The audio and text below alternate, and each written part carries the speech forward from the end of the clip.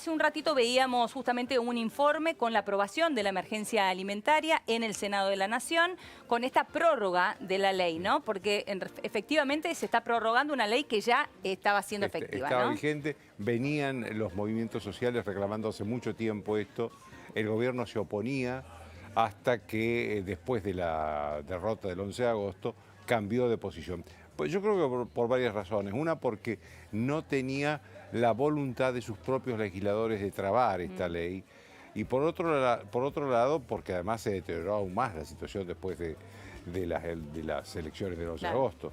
Creo que esto resuelve un problema que es dotarlo al Poder Ejecutivo de la facultad para aumentar en un 50% los recursos para la asistencia social.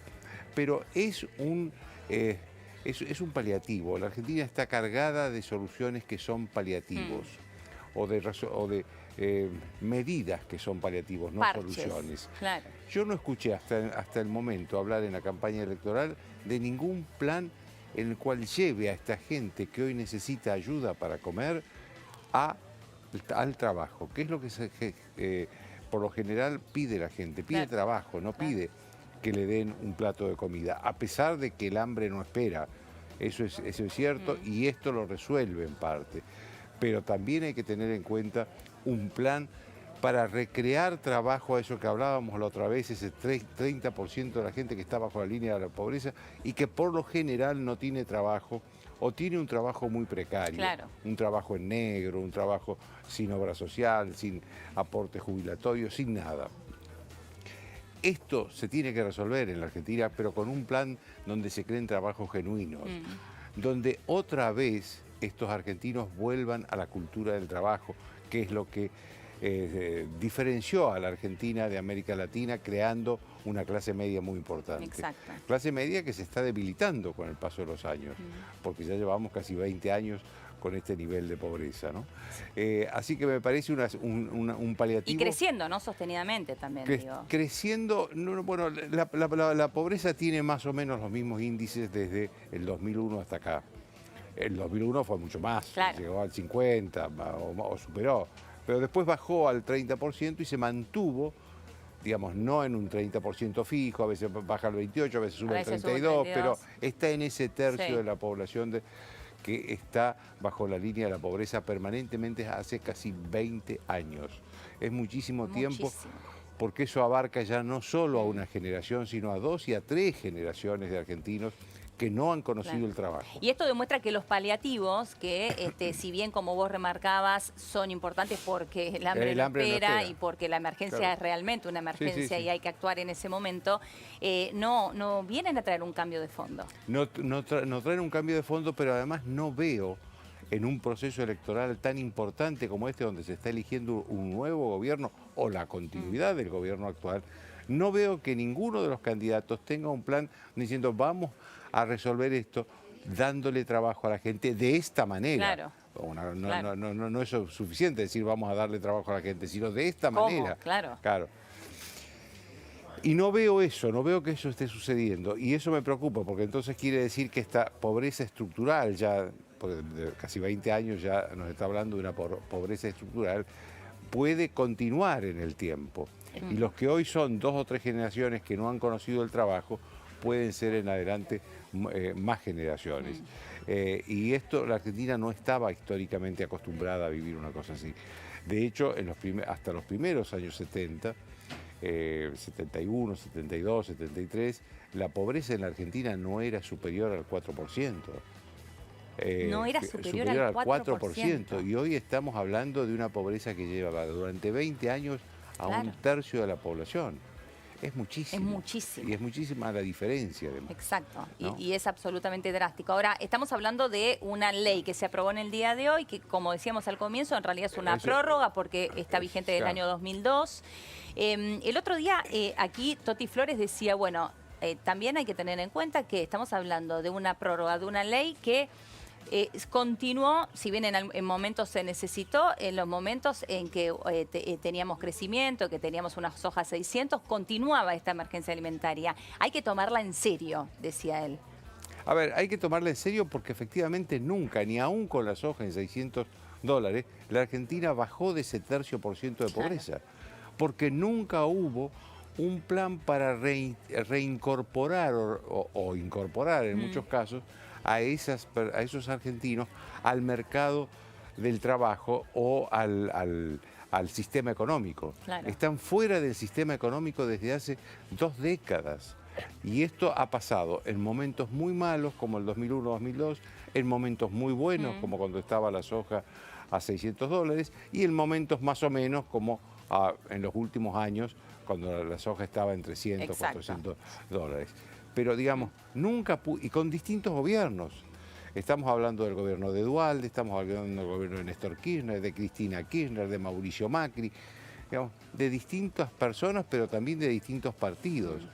Y ninguno ha podido encontrarle a este problema una solución definitiva, o por lo menos el comienzo de una solución definitiva, porque obviamente no va a ser rápida la solución para resolver el problema de trabajo y de trabajo suficiente para que puedan vivir y salgan de la pobreza 1/3 de los argentinos. Y en el medio de todo esto, Joaquín, bueno, una campaña para una elección presidencial que se avecina el próximo 27 de octubre. Estamos un poquito más lejanos que un mes del 27 de octubre, pero una campaña, bueno, que no es igual a cualquier otra campaña que hemos vivido, ¿no? Es una campaña que tiene distintas velocidades. Una velocidad es la de la oposición.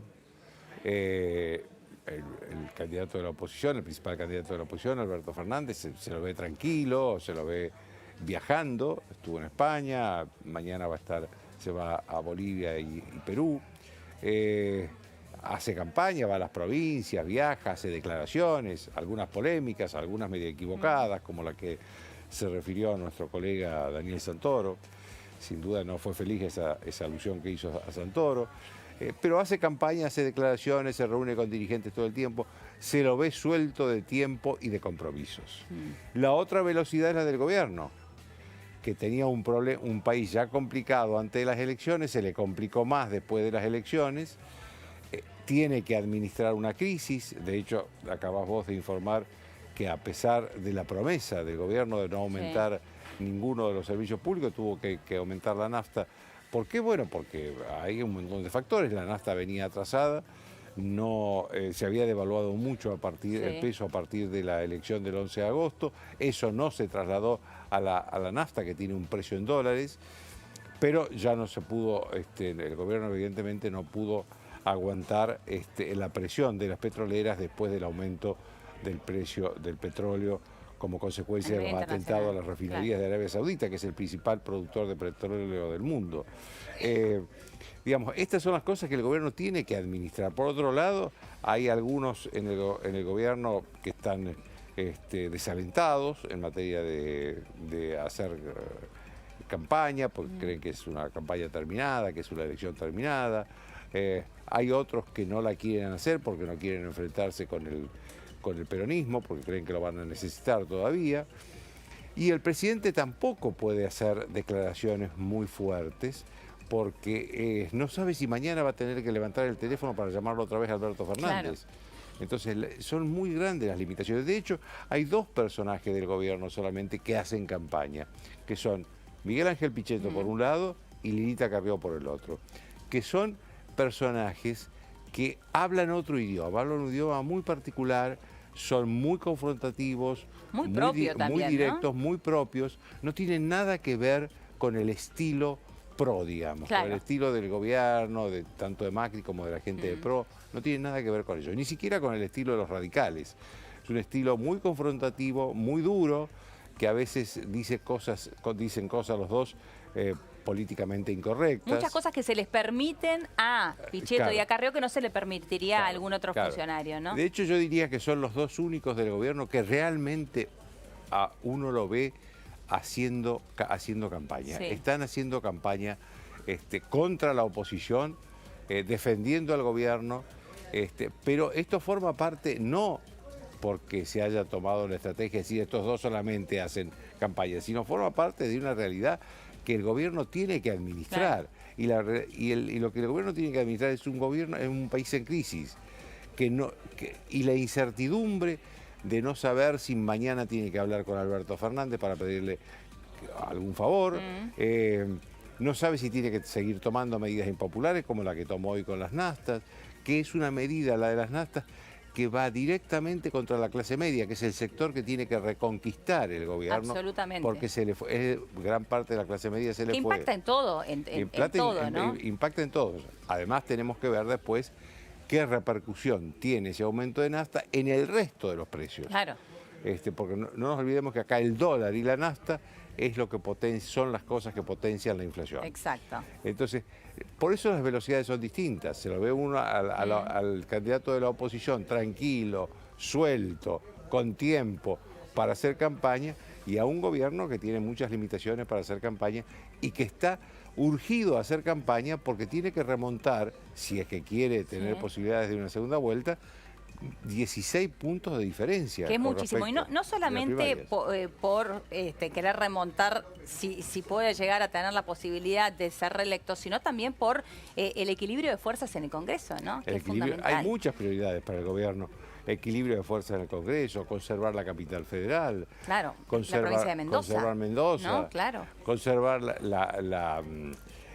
algún equilibrio de fuerza también en la legislatura de la provincia de Buenos Aires.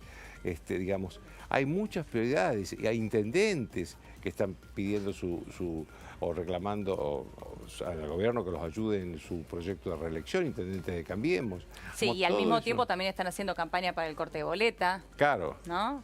Claro. Digamos, todo forma parte de un gobierno con demasiadas complicaciones. Y por eso la campaña es muy digamos, contradictoria entre lo que se ve a la oposición y lo que se ve en el gobierno. Se ve un gobierno más bien como que no estuviera en campaña, claro. Y una oposición que está en una hipercampaña, ¿no? Permanentemente. Y un largo camino que falta hasta el 27 de octubre y después de transición hasta el 10 de diciembre. Con algunas cosas ¿no? anteriores que son importantes. La del domingo 29 de septiembre, que no es este domingo, sino el siguiente, la elección de Mendoza. Exacto. Joaquín,